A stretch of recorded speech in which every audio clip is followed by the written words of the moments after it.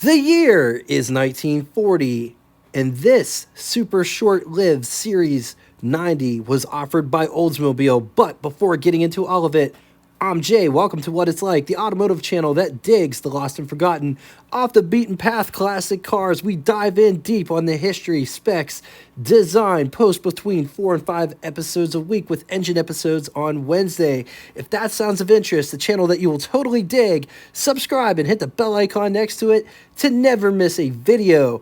1940 Oldsmobile model lineup. You had the Series 60 riding a wheelbase of 116 inches powered by a 230 inline flathead 6. Series 70, which rode a longer 120-inch wheelbase powered by the same power plant, the 230 inline 6.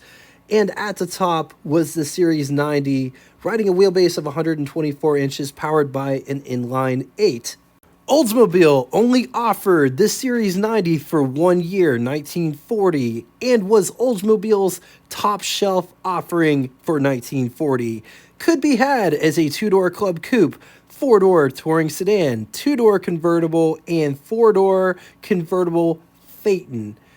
This Series 90 would replace the Series 80 and would be replaced by the Custom Cruiser in 1941.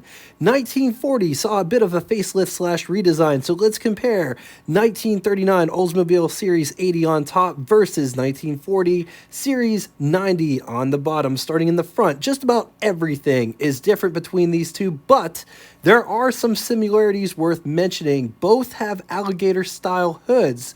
Both have two-piece split windshields. Bumpers on the 40 have aprons, whereas the 39 is all the same size. Side grills are rectangular. Perhaps they're square, but to be square, they have to have equal sides, and that's why I said rectangular. But they are separate from the main grille on the 39, whereas the 40, everything ties together in the grille front fascia section. Headlights are sculpted into the fenders on the 40 versus separately fitted on the 39. Also, bezels are bright on the 40 versus painted on the 39. Also, the grille on the 40 isn't as tall as it is on the 39. Moving to the side profile, fenders are different, both front and rear. Running boards on 39 versus 40 decided to eliminate the running boards. Louvers on the 39 versus trim on the 40. The 40 also has trim around the windows. Cabinet slash suicide doors on the 39 versus the 40's doors don't open like that.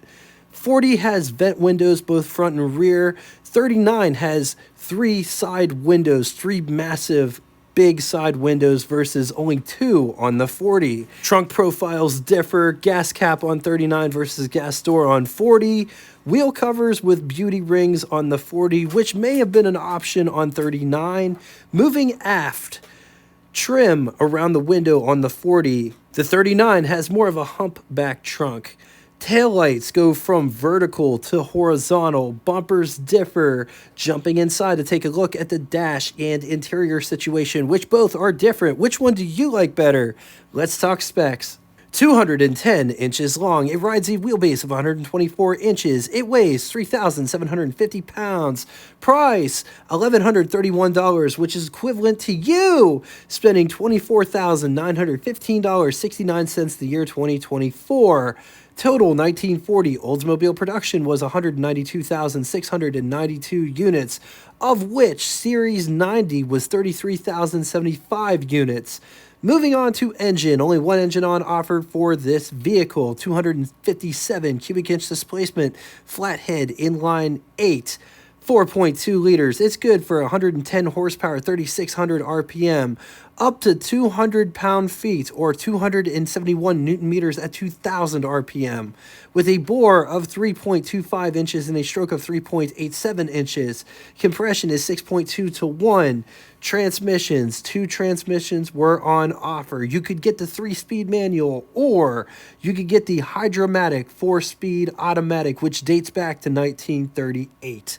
If you're in the market for a 1940 Oldsmobile Series 90, I know where there's one for sale. Classic Auto Mall, Morgantown, Pennsylvania. They have this car along with 1,000 other cars for sale when recording this episode. And get this, anybody can go peruse their inventory. It doesn't cost anything to get in or out of that place.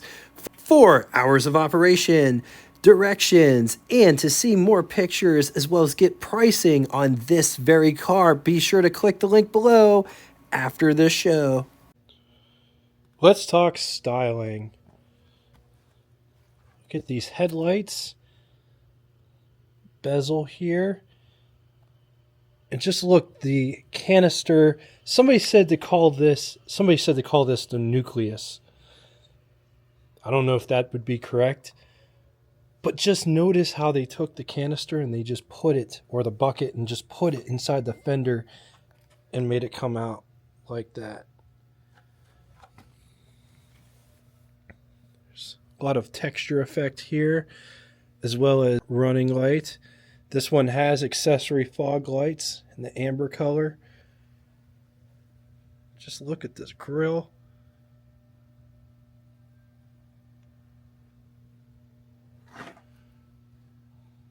This hood ornament and or mascot.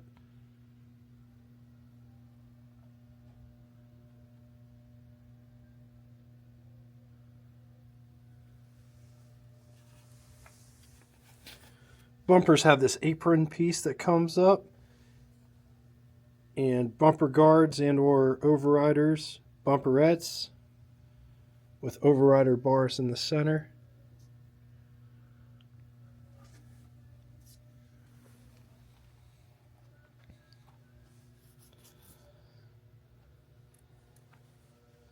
There's a lot of different layers going on with this fender design. Look at this bright work.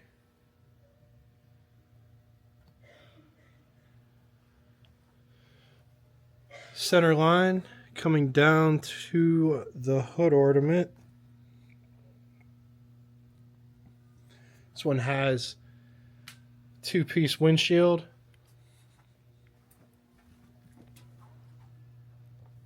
Cowl vent with opposing windshield wipers that sit up on little pedestals.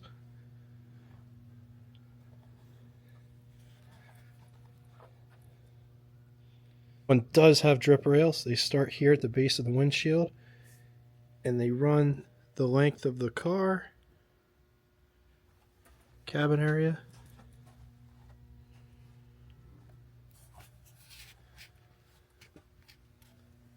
Look at how far that front fender protrudes.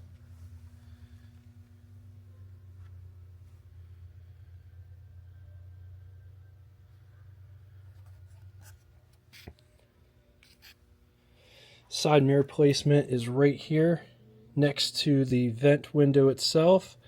Just look at how it's designed.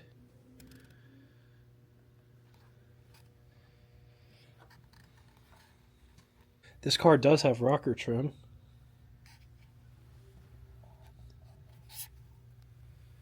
It's missing the gravel guards, which clearly went there. That's what the holes are for.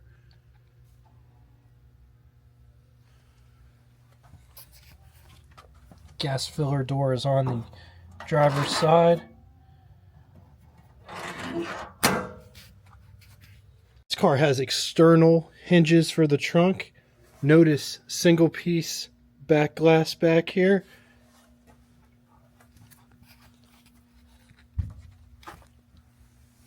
Very petite brake lights. Notice the design. There are some lines in the bezel itself. The rear bumpers match the front bumpers, as in they have an apron, but there is only a single overrider in the center. License plate light. While we're back here, the trunk lid isn't very heavy. It feels like it might be counterbalanced. This one's got a full-size spare underneath this here, and this is a nice and flat area for storage. Bumper jack off the side there.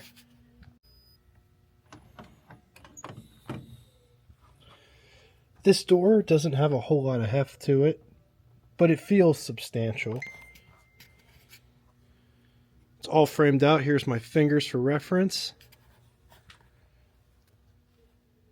armrest as well as door handle to pull the door shut, door handle to get out. For the big window, operates like this.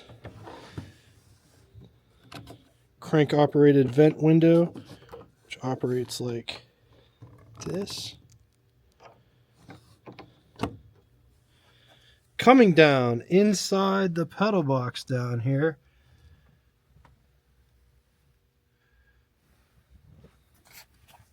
handbrake, high beam switch, clutch, brake, gas pedal. Just take a look at this interior.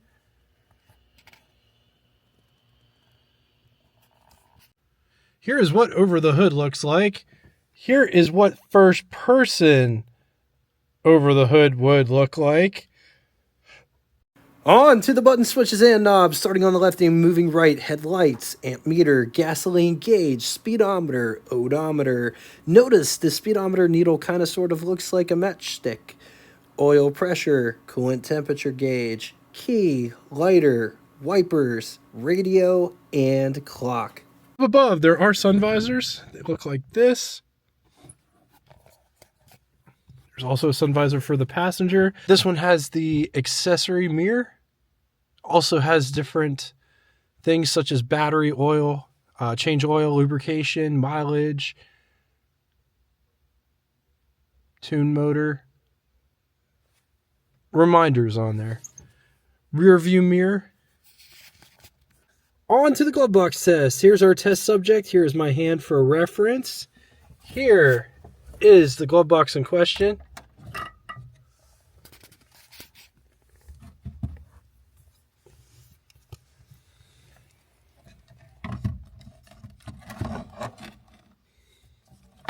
Fits in there. No problem at all. And it shuts.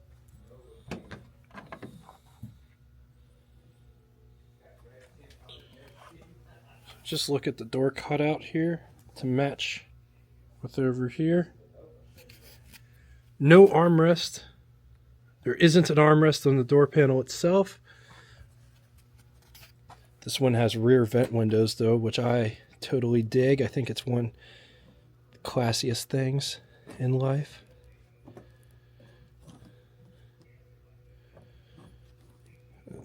It's frozen. Door handle to get out, window crank for the big window. Operates like this.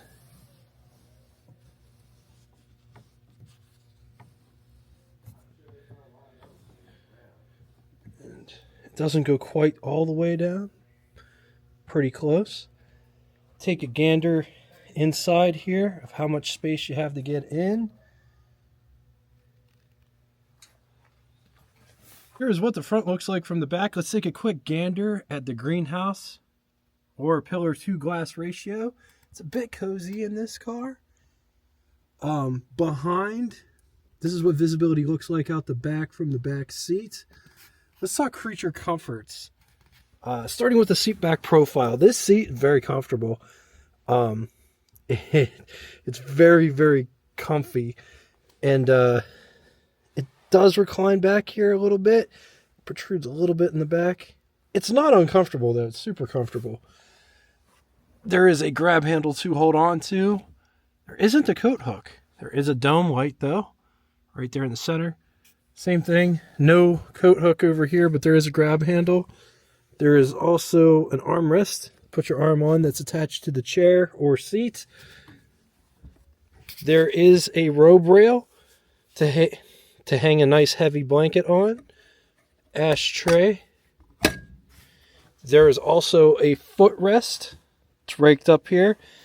The transmission tunnel, or lack thereof, is very, very small. Just ever so slight. It's almost completely flat back here.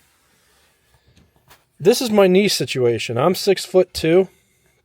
I got tons of room between my knees and the back of the seat. It's actually from my wrist to my middle finger. So I'd say probably 9, 10 inches. Under the hood sits a flathead inline 8. Notice where the horns are mounted. Long, slender battery. Coil is mounted to the firewall. Oil bath air cleaner. On the positive side, camera fits in glove box, spacious both front and rear. The rear has a center armrest built solid, huge trunk with low load floor. I've read that this engine has silk smooth performance against it. 1 year wonder, so you know body parts are going to be hard to come by. All right, now it's time for Would You Rather. 2 scenarios today. In the first scenario, would you rather have a 1940 Hudson 8 or 1940 Oldsmobile Series 90 or 1940 DeSoto? I'm going to leave this here for a minute. If you need more time, feel free, pause the video. On to the second scenario. 1940 Packard 120 or 1940 Oldsmobile Series 90 or 1940 Mercury 8. Once again, I'm going to leave this here for a minute. If you need more time, feel free, pause the video.